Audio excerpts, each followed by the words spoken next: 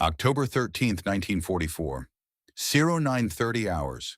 A cellar on the Adalbertstrasse in the medieval heart of Aachen, Germany. A Volksgrenadier of the 246th Infantry Division. Half of the men in his unit had been in the army less than 4 weeks. Pressed his back against the cold stone wall and listened. He had been told the Americans would come through the door. That was the way infantry took a building. That was the way it had always been done. The Wehrmacht had taught its soldiers exactly how to defend a doorway. Machine gun on the staircase, grenades stacked at the landing, a man covering the entry from the back. Wait for the boots on the steps. Wait for the silhouette in the frame. Open fire. He had heard the artillery for 2 days. He had heard the howitzers tear apart the railroad embankment to the east. And then suddenly he heard nothing at all. And then the wall behind him exploded. Not the door, not the staircase. The wall. The wall he had pressed his back against 30 seconds earlier. American soldiers were coming through the masonry itself, through a hole that had not existed when he sat down. They were not entering the room. They had already entered the room. They were already shouting for him to drop his weapon before the dust had cleared. This was a pattern that repeats across the after-action reports of the 246th Volksgrenadier Division, and across the post-war interrogations of German troops who had fought at Stalingrad, survived Cassino, defended Brest. The Americans seemed to know which buildings to enter, which walls to breach, which cellars to flood with grenades before they had ever set foot inside. German prisoners returned to a single word in their interrogations. Unbegreiflich, incomprehensible. How did they know? How did infantry from a continent away, men who had never set foot in a German city before October 1944, walk into a 1,000-year-old maze of stone houses and cellars and sewer tunnels and move through it as if they had a map of every room?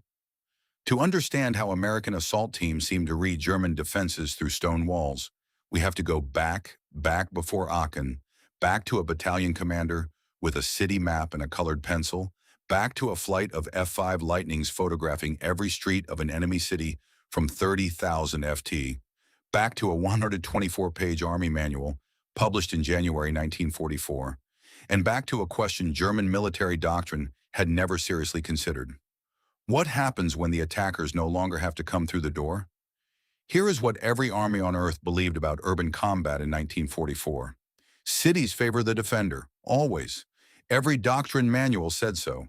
Every battle of the previous 5 years had said so in blood. Stalingrad, Warsaw, Cassino, Ortona, Soviet, German, American, Canadian, every army had learned the same lesson. 1,000 defenders in stone houses with cellars and sewers can hold a city against 10,000 attackers for weeks. The pattern was so consistent that by 1944, American doctrine treated urban assault the way you treat a landmine. You go around it. You don't go through it. The original American plan for Aachen was exactly that. Avoid the city, encircle it, let the German garrison surrender when the food ran out. That plan died in early October 1944. Adolf Hitler had declared Aachen a fortress city. Aachen, the seat of Charlemagne, the city of the imperial cathedral, the place German emperors had been crowned for 600 years. A city of 165,000 before the war, the garrison commander, Colonel Gerhard Wilk, had roughly 5,000 troops of the 246th Volksgrenadier Division. By some American intelligence estimates, closer to 12,000 with reinforcements counted in. A mix of veterans, convalescents, transferred Luftwaffe ground crews, naval personnel without ships, and police. Many had received fewer than 10 days of infantry training. On paper, those numbers should not have been enough. But on paper does not matter when the doctrine is right. And the doctrine said, defenders win in cities. The Germans had every advantage the textbook recognized. The medieval inner ring of Aachen was a maze of crooked cobblestone streets and close-packed stone houses. Most of them 3 or 4 stories. All with deep cellars connected to a Roman-era sewer network. The walls of the older buildings were a meter thick. American 75 mm tank rounds bounced off them. Even 105mm artillery, fired at near point-blank range, often made craters in the masonry without breaching it. The factories on the eastern edge of the city were even worse. K Company of the 3rd Battalion, 26th Infantry Regiment, attacking on October 12th, ran into a foundry where the Germans had reinforced the exterior walls with sheets of tank armor. Tank rounds did nothing. Bazookas did nothing. The infantry had to enter without supporting fire. Hand grenade against rifle, bayonet against pistol. The kind of fighting that, by every doctrinal calculation, should have produced an American casualty rate of 50% or higher. Now consider what was supposed to happen on the German side. Consider what the soldiers in those cellars had been trained to expect when the Americans came. They would come in the obvious way. They would clear the street outside with rifle fire and machine gun fire. They would pile up at the front of the building. They would breach the door most likely with a rifle butt, possibly with a satchel charge for a particularly stubborn lock. They would stack on the threshold. The first man through would be silhouetted against the daylight outside. The German on the staircase would shoot him. The second American would go down in the doorway. The third would scramble for cover.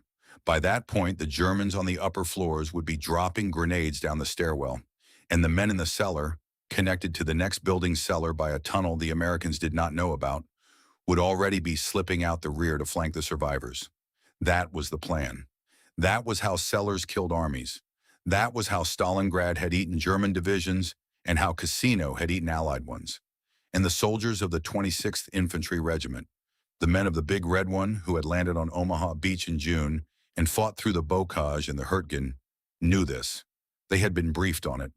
Lieutenant Colonel Darrell M. Daniel, commanding the 2nd Battalion, said something to his officers in the assembly area on the night of October 12th that survives in the personal account he later submitted to the U.S. Army Command in General Staff College.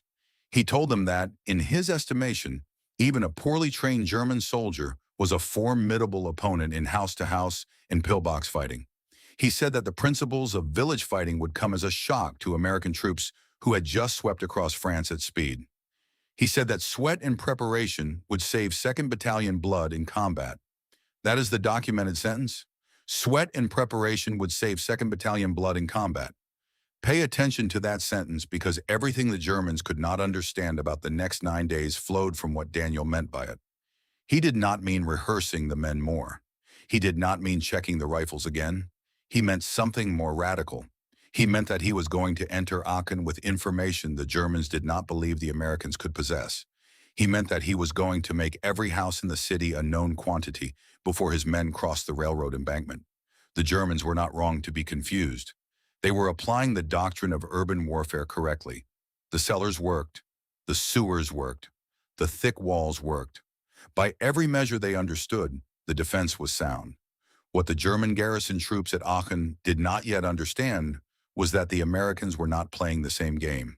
They had spent 2 and 1/2 years learning painfully in Italy and North Africa that the doctrine of urban warfare written in 1939 did not survive contact with combined arms in 1944. They had built 3 separate systems, none of which existed in any other army on Earth, to make defended buildings irrelevant. The maps that gave them every street, the numbering system that gave them every door, the technique that made every wall into an entrance. And in November 1944, 3 weeks after Aachen fell, a 46-year-old major from Cornell with red hair and wire-rimmed glasses would walk into the bombed-out Technische Hochschule on the western edge of the captured city and find out that the maps had been only the beginning. The Germans thought the Americans had read their rooms. They had read something far stranger. On April 18, 1944, 5 F-5 Lightnings of the 30th Photographic Reconnaissance Squadron took off from RAF Mount Farm in Oxfordshire and photographed 324 of Holland in under 1 hour from 30,000 Dollarefte. By 1944, the Americans were photographing Western Europe at a rate that was difficult for the Germans to comprehend. The Allied Central Interpretation Unit was processing 85,000 images a day. The American 10th PR Group alone was producing reconnaissance prints at a volume that, when stacked, would have filled a freight car every week. Every print eventually flowed to a unit you've probably never heard of, which is exactly the unit that was about to make the German garrison at Aachen feel like the stone walls of their cellars had become transparent.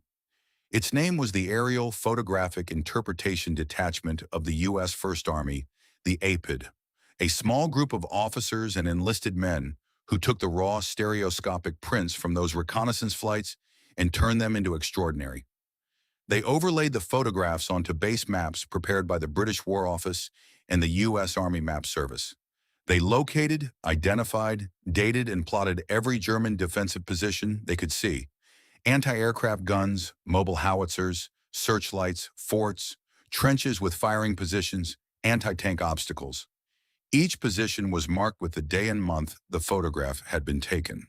On October 4, 1944, 2 days after the Battle of Aachen began on its outer fringes, 8 days before the assault on the city itself, the 644th Engineer Topographic Battalion, attached to the U.S. First Army, printed a single map, the first U.S. Army situation map of Aachen.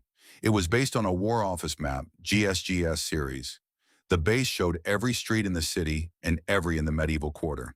The red overprint, prepared by the Appet from aerial photographs, showed where the Germans had dug in: anti-aircraft positions north of the cathedral, dated 10/9. Mobile artillery in Farwick Park, dated 24/9. Anti-tank obstacles along the Adalbertstrasse, trenches across the southern approaches. Only one catalog copy of that map is known to survive today. It is held in a private collection. 2 others are believed to exist, one in a Dutch museum, one in private hands. The reason almost no copy survived is that the map was so sensitive, so revealing of how much the Americans actually knew about the German defense, that it was distributed only to selected officers and was destroyed or recovered when those officers were rotated out. Nobody wanted such material to fall into German hands. Imagine being a German staff officer in Aachen in October 1944. You've spent 3 weeks improving your defensive positions. You have moved your anti-tank gun twice to keep the Americans guessing. You've ordered your men to fire only at night to avoid disclosing positions. And at the same moment, an American printing press in Belgium is producing maps that show every position you have moved with the date you moved it. When an American forward observer with the 26th Infantry called for fire on a building, the artillery battalion already had the coordinates. When a battalion commander wanted to know where the strong points were, the strong points were not abstractions. They were red dots with dates next to them. This was the first piece of the puzzle, but it was not the whole puzzle, because aerial photography from 30,000 feet, even with stereoscopic interpretation, even with every advantage the Appet could provide, could not see inside a building. The map could tell an American captain that a particular 3-story apartment block on the Hindenburgstrasse had been reinforced with a machine gun position on the 2nd floor. The map could not tell him how many rooms were on that floor, whether they connected, where the staircase came up, whether the cellar had a tunnel to the next house. To get those answers, the Americans needed something more. And what they got in Aachen and in every German city after it was the contents of the buildings the Germans abandoned in their retreat. On November 2nd, 1944, 12 days after the city fell, a 46-year-old major named Floyd W. Howe walked through the rubble of the Technische Hochschule on Aachen's western edge. Civil engineering degree from Cornell, wire-rimmed glasses, receding red hair. Before the war, he had led surveying expeditions in the American West and charted rainforests in South America for oil companies. Now he commanded a 19-man unit codenamed Hauf Team with blue passes signed by Supreme Headquarters Allied Expeditionary Force that allowed them to enter combat zones at will. The team included a geographer who had been a map curator at the University of Chicago, a linguist who spoke 5 languages, a Japanese interpreter on loan from the OSS, and several Ritchie boys, German Jewish refugees trained in interrogation at Camp Ritchie, Maryland. In the bombed-out university library, Hu found exactly what he had hoped to find. The Germans had bundled their files into folders and tied them with rope, ready to load onto trucks, but had run out of time. The folders, abandoned outside the library, contained tables of exceptionally precise survey data, geodetic measurements covering German territory the Allies had not yet reached. Howe's team microfilmed the material on the spot and sent it to the front, where Allied artillery units could immediately use it to improve their targeting. This was the second piece, not just photographs of where the Germans were, the Germans' own surveys of where everything was. Their precise coordinates for every road junction, every railway crossing, every elevation point in the territory the Americans were about to fight through. The American maps did not give them the layout of every room in every house, but they did give them something the Germans had not realized they had given away: the architecture of an entire defensive system photographed from above, dated to the day, cross-referenced with captured German survey data, printed in Belgium, and handed to the captain of E Company before he crossed the railroad embankment. The men like the soldiers of Aachen, the Volksgrenadier in the cellar, the machine gunner on the staircase, the lieutenant who had been promoted from the Luftwaffe 3 weeks earlier, could not understand how the Americans seemed to read the city through stone. But the maps and the survey data were still only half the answer. They told the Americans where the buildings were. They did not tell the Americans how to reduce a building to a number that an artillery battalion could hit in 30 seconds. That system existed too. It had been invented by one man in one battalion in the days before the assault on Aachen began, and it would change how the German garrison experienced what was coming. Lieutenant Colonel Darrell M. Daniel was a West Point graduate who had been with the 26th Infantry Regiment since 1942. He had landed in North Africa during Operation Torch, fought through Tunisia, landed at Gela in Sicily, come ashore at Omaha Beach on June 6, 1944, and fought through the Bocage country of Normandy and the Hurtgen Forest. By October 1944, his 2nd Battalion was at roughly 90% replacements. Only 7 officers in his command had been with the unit before December 1st of the previous year. The men he was about to lead into the heart of a German city were in many cases kids who had finished basic training 6 weeks earlier. And Daniel knew because he had read the same intelligence summaries the Germans had read about Cassino and Stalingrad, that if he simply marched these replacements into the city, the way infantry had always marched into cities, he would lose them, all of them, in a week. The medieval inner ring of Aachen would eat his battalion the way Italian cities had eaten Allied battalions for the previous 9 months. So, he did something that does not appear, as far as the records show, to have been done by any battalion commander in any army to that point in the war. He took a city map of Aachen produced by the British War Office, updated with the APID overlay from the 1st U.S. Army, and he numbered every intersection and every key building inside his battalion's 2,000-yard frontage. Everyone. The system became known among his officers as the measles system because the dotted numbers covered the map like a rash. The mechanics of it were simple and brutal in their efficiency. Each rifle company advancing on a 3-block frontage would report its position not by street name, German street names that nobody could pronounce, and that the radio operators routinely garbled, but by number. Building 47, Building 62, intersection 14. Daniel's officers practiced the numbering until it was reflex. A platoon leader who saw enemy fire coming from a window did not have to describe the window. He had to call a building number. Within minutes, sometimes seconds, that number was a target for a tank destroyer, a 4.2 in mortar, an 81 millimeter mortar, a self-propelled 155-meter howitzer, or any of the 74 corps and division artillery batteries that were in range of Aachen. 74 batteries. That is in the after-action records of the 26th Infantry Regiment. 74 batteries supporting a single battalion's advance through a city. The number is, by every standard of the previous war, absurd. It is the number of guns the British committed to a corps-level offensive in the First World War. Daniels was committing it to a battalion of fewer than 900 men, but the firepower only worked because of the numbers. With the numbering system, the artillery arrived on a building so specifically that infantrymen 40 WWII away from the impact were not, by some miracle, killed by their own shells. Imagine, again, the Volksgrenadier in his cellar. He has heard the American voices in the street outside. They are calling something, a number. He does not understand.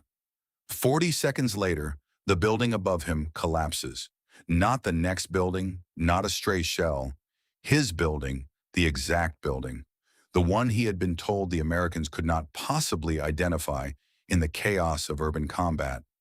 This was not luck. This was not psychic insight. This was a battalion commander who had refused to accept the doctrine that said cities were fog. He had laid a grid over the fog, and before he committed his battalion to the city, Daniel did one more thing. He had his men practice. In the days before the 2nd Battalion ran platoon raids on houses known to be occupied by German troops in the suburb of Roda Erida. Real houses, real Germans, real ammunition.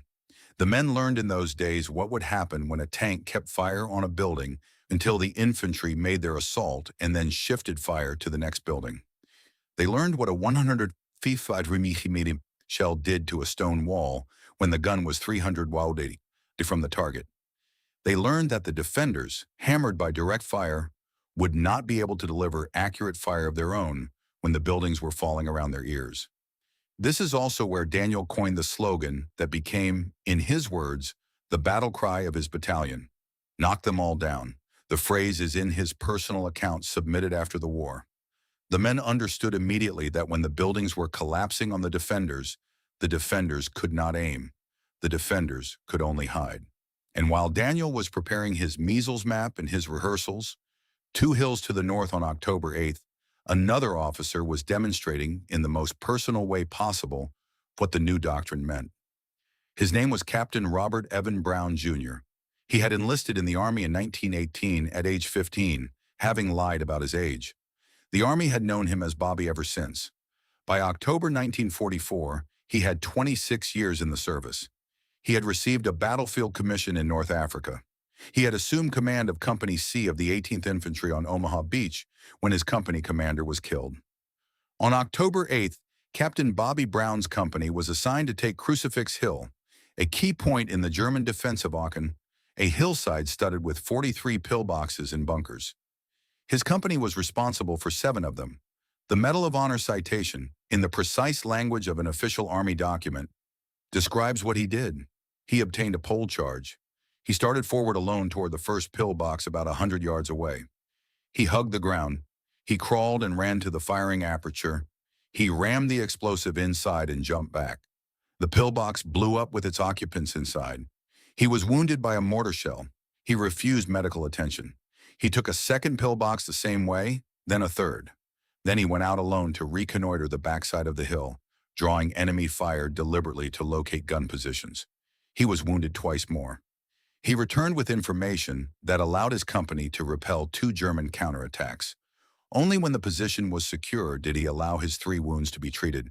He was wounded 13 times in total before the war ended. Brown died by his own hand in 1971 in a Florida apartment. He had spent his post-war years working as a janitor at the United States Military Academy at West Point. He was buried in Arlington National Cemetery. Men like Captain Bobby Brown didn't fight for the textbooks. They fought because someone had to take the hill that opened the road into the city. The hill Bobby Brown took on October 8th was the hill that closed the ring around Aachen. The ring made the city a pocket. The pocket made Daniel's measles map a usable weapon. The usable weapon turned the German cellar into a death trap that the Volksgrenadier inside it could not understand. But the Germans were still asking the wrong question. They were still asking, how did the Americans know which building? They had not yet realized that the Americans had stopped caring which door. The American answer to urban combat was not invented in 1944. The American Army had been forced to learn it the hard way in cities the German Army had defended brilliantly between the spring of 1943 and the autumn of 1944. The first hard lessons came at Cassino and at Ortona, where Canadian troops fighting alongside the Americans used a technique that quickly entered every Allied infantry manual under a name that captured exactly what it was: mouseholing. The technique was simple. When a defender holds a city, the defender controls the streets and the doorways. Every entrance is covered. Every window is watched. So you do not use the streets. You do not use the doorways.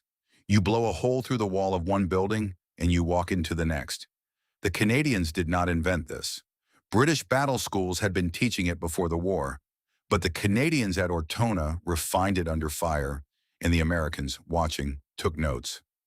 By January 1944, the lessons had been compiled into War Department Basic Field Manual 31-50 titled Attack on a Fortified Position and Combat in Towns. 124 pages, restricted distribution, published in Washington, D.C. by the Government Printing Office. The manual instructed American infantry, for the first time in any official doctrine, to assume that the streets and doorways of a defended city were death and that the walls were not. By the time the 26th Infantry Regiment reached Aachen in October 1944, Mouseholing was no longer a Canadian improvisation. It was American doctrine. American engineers attached to Daniel's 2nd Battalion carried demolitions for exactly this purpose. They did not breach doors. They breached walls. They blew holes through plaster, through brick, through the meter-thick masonry of the medieval houses. And there was something else, something that the German garrison could not have prepared for, because it was not in any manual any German staff officer had ever read. The American 26th Infantry, supported by their division and corps artillery, had a self-propelled 155mm howitzer that they used not as artillery, but as a battering ram. The M12, a weapon designed to engage targets at miles, repurposed at distances of 300 miles or less. Daniel and Lieutenant Colonel John Corley, commanding the 3rd Battalion to the north, each obtained one. Corley used his to demolish the Hotel Quellenhof and the Kurhaus on Observatory Hill. Daniel used his to do something stranger. He used it to make passageways. In Aachen, when the 2nd Battalion reached a row of apartment houses where the streets between buildings were so well covered by German machine guns that a man could not cross without dying, the M12 fired its 90 lb shells at the side of the road. The shells, with time-delayed fuses, penetrated the first wall before detonating. They tore clean holes through 3, 4, sometimes 5 buildings in a single shot. Where there had been a row of houses separated by walls, there was now a tunnel. American infantry did not have to enter the buildings. The buildings had been linked in a few seconds into a single continuous interior space. Now consider what the Volksgrenadier in the cellar experienced. He has been told the doctrine. He has set up his machine gun on the staircase. He waits. He hears the wall behind him explode. He hears American voices in a room he believed was sealed. He turns to face the new threat, and in that moment a grenade clatters down the cellar stairs from the doorway he was watching. And the 2nd American team comes in through the door he's been guarding, and the 3rd American team comes through the wall on the other side. The wall the Americans have just made into a door with a 155mm shell. He has been attacked from 3 directions at once by an enemy that did not need to know the layout of his rooms because they were rebuilding the layout in real time with explosives faster than he could think. There is a documented case of this, one of many, but particularly clear, in the records of G Company of Daniel's 2nd Battalion. On October 18th, the company encountered a 3-story air raid shelter in central Aachen. Thick concrete walls, the kind of position that by the doctrine of every army on earth should have held for a week. American tank fire did nothing. American mortar fire did nothing. The walls were too thick. So the Americans did not enter. They brought up a flamethrower team, fired through the entrance, and within minutes, 75 German soldiers and approximately 1,000 civilians who had taken shelter inside emerged with their hands up. The Americans never had to clear the building. They never had to find out how the rooms were arranged. And this is where another story belongs. On October 18th also, Daniel's men came under rifle fire from behind their lines. They'd cleared every building in the rear, they thought. 2 hours of searching followed. The fire was coming from a church steeple. American tank rounds bounced off it. American tank destroyer rounds bounced off it. The steeple, it turned out later, had been reinforced with concrete during the German preparation for the city's defense. One shot from a 155mm gun brought down the entire structure. Wilk, the German garrison commander, after his capture, was reported to have called the Americans' use of a weapon of that caliber against a church steeple barbarous. Whether or not it was barbarous in any meaningful sense, it was effective. The Americans did not enter the steeples to find the snipers. The steeples ceased to exist. The Germans were puzzled by how American assault teams seemed to know the room layouts of buildings before entering them because they were applying the wrong concept of knowledge. The Americans did not know the room layouts. The Americans had stopped needing to know the room layouts. They had built a system in which buildings were identified by number. Fire was concentrated by number. Walls were converted into doorways by 155mm shells, and infantry entered buildings only after the buildings had been so thoroughly altered that the original German defensive plan was no longer relevant. On October 21st, 1944, at 5 minutes past noon, Brigadier General A. Taylor, the 1st Infantry Division's assistant commander, accepted the surrender of Colonel Gerhard Wilk and the German garrison of Aachen. the first major city on internationally recognized German soil to fall to the Western Allies, the first piece of Hitler's Reich to be reduced to American military government. Let us look at the bill in the language of the after-action reports. The 26th Infantry Regiment, having taken the central city, suffered 498 casualties from all causes during the operation. Daniel's 2nd Battalion alone suffered fewer than 100. The 1st Infantry Division as a whole, since the operation began on October 2nd, had taken 150 killed and was 200 wounded. The 30th Infantry Division, fighting around the encirclement to the north, suffered roughly 3,000 men killed and wounded. American casualties in the entire battle, over 7,000. Heavy but not catastrophic. Not the bloodbath the doctrine of urban warfare had predicted. The German bill was different. The 26th Infantry Regiment alone took 5,737 prisoners, including 3,473 inside the city. 2 German divisions destroyed, 8 more badly damaged. By the end, 85% of Aachen was rubble. The garrison commander, Wilk, his bags packed and ready to go, surrendered after the 1st Infantry Division reached his command bunker on Lausbergstrasse. He had ordered his men, 2 days earlier, to fight to the last man, the last shell, the last bullet. Most of them did not. Most of them came out of their cellars when the buildings above them collapsed and walked toward the American lines with their hands over their heads. Why did Aachen, a city that Hitler had declared a fortress, that he'd ordered defended at all costs, that the German army had every doctrinal reason to believe could be held for months, fall in 9 days of urban combat to 1 American infantry regiment? It was not because the Germans were poor soldiers. Many of them were inexperienced, half conscripts and convalescents. But they fought hard, and the veterans among them fought brilliantly. It was not because the Americans had a superiority of numbers. They did not. The 26th Infantry Regiment committed roughly 2,000 men to the assault on a city defended by a force the Americans believed numbered nearly 12,000. It was because the Germans were applying a doctrine the Americans had quietly abandoned. The Germans believed urban combat was a contest between defenders who knew the buildings and attackers who did not. The Americans had decided in the long, bitter education of Cassino and Ortona, in Italy, in the Hurtgen, that the contest could be redefined. They had assembled 3 systems that nobody else in any army on earth had assembled together. Aerial photography that revealed the German defensive positions on a daily basis. A numbering system that made every building in the city a coordinate that any platoon leader could call into 74 artillery batteries. A demolition technique that turned every wall into a doorway and every closed building into an open one. Together, those systems produced the effect German garrison troops described again and again as incomprehensible. They did not have a map of every floor. They had something more powerful. They had a system that made the floors irrelevant. And here is the deepest part of the answer. The part that emerged only later when men like Floyd Hauff and his Hauff team walked through the rubble of the captured city in November and discovered in the bombed-out Technische Hochschule library what the Germans had abandoned: the geodetic survey data, the precise coordinates of every road, every railway, every elevation point in territory the Allies had not yet reached. Houff's team microfilmed the material on the spot and sent it forward. The artillery batteries that fired over the heads of American infantry, advancing into Duren and Cologne and Aachen and beyond, were firing with the German army's own survey data, captured, microfilmed, distributed within days, used the same week. The Germans had not just lost their city, they had unknowingly given the Americans the keys to every German city east of the Rhine. And this is the verdict the Germans never quite arrived at.